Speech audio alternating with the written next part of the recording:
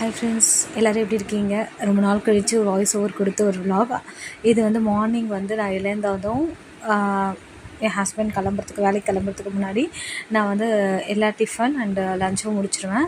So அதை வந்து ஒரு vlog-ஆக எடுத்து போடலாம் அப்படின்ட்டு நான் எடுத்திருந்தேன். மார்னிங் எழுந்ததும் ஃபஸ்ட்டு வந்து நான் ப்ரீப்பேர் பண்ணி வச்சுருவேன். எதெல்லாமே வந்து நம்ம சமைக்க போகிறோமோ அதுக்கு எல்லாமே கட் பண்ணி இல்லை அரைச்சி வைக்கிறதுலாம் அரைச்சி வச்சுருவேன். ஸோ அப்படி வந்து இன்றைக்கி நான் ரவா உப்புமாவும் தேங்காய் சட்னியும் மார்னிங் டிஃபனுக்கு அண்ட் தென் மதியம் வந்துக்கு தேங்காய் பால் சாதமும் குருமாவும் செஞ்சுருந்தேன். ஸோ அதுக்காக எல்லாம் ப்ரிப்பேர் பண்ணி வச்சுட்டு ஃபஸ்ட்டு காஃபி போட்டு என் ஹஸ்பண்டுக்கு கொடுத்துட்டு ரவா உப்புமா செய்யறதுக்கு ரெடி பண்ணிட்டேன். ஸோ சைட் பை சைடு நம்ம 2 அடுப்புலேயும் வந்து செஞ்சோன்னா சீக்கிரமாக 1 ஹவரில் வந்து 2 வேலையும் முடிஞ்சிடும். ஸோ அதுக்காக நான் வந்து முன்னாடி எல்லாமே ரெடி பண்ணி வச்சுட்டு பண்ணுவேன்.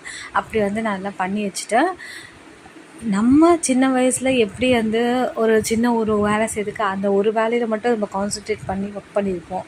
ஆனால் ஒன்ஸ் மேரேஜ் ஆகிட்டு குழந்தை இருக்குது அந்த மாதிரி நம்ம வந்து நமக்கு ஒரு ரெஸ்பான்சிபிலிட்டி வந்தோன்னா நம்ம மல்டி டாஸ்கர் ஆகிடுவோம். ஸோ அந்த மாதிரி மல்டி டாஸ்கர் ஆனது நான் இப்போ தான். எனக்கு அந்தளவுக்கு வந்து தெரியாது. ஈவன் குக்கிங்கே வந்து ஆஃப்டர் மேரேஜ் தான் கற்றுக்கிட்டேன். பட் அந்த குக்கிங்கில் நம்ம இவ்வளோ சீக்கிரமாக இவ்வளோ செய்யணும், அதை வந்து இவ்வளோ தான் பிளான் பண்ணி பண்ணணும் அப்படிங்கிறது கற்றுக்கிறதுலாம் வந்து நமக்குன்னு ஒரு தனியாக ஒரு ரெஸ்பான்சிபிலிட்டி வந்தால் மட்டும்தான் அதெல்லாம் முடியும்.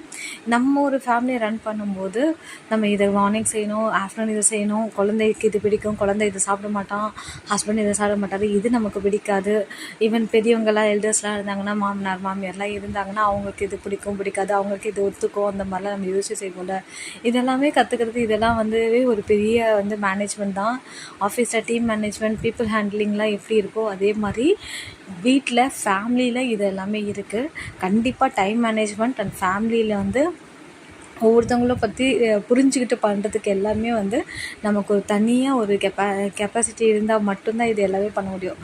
எப்படி அங்கே டீமில் வந்து ஒரு ஹேண்டில் நம்ம பண்ணுறோமோ அதே மாதிரி நம்ம ஃபேமிலி ரன் பண்ணுறதுக்கு எல்லாமே கண்டிப்பாக தேவைப்படும். ஸோ எல்லோரும் அப்படி தான் இருந்து எல்லாம் பண்ணுறீங்கன்னு நான் இப்போ தான் எனக்கு தெரிஞ்சுக்கிட்டேன். நான் இப்போது மேரேஜ் ஆனதுக்கப்புறம் தான் இது எல்லாமே கற்றுக்கிட்டேன். உங்களோட இதோட பெர்ஸ்பெக்டிவ் வியூஸ்லாம் என்னன்றதை கமெண்ட்ஸ் சொல்லுங்கள். Thank you guys, bye. இன்னொரு vlogல சந்திக்கலாம்.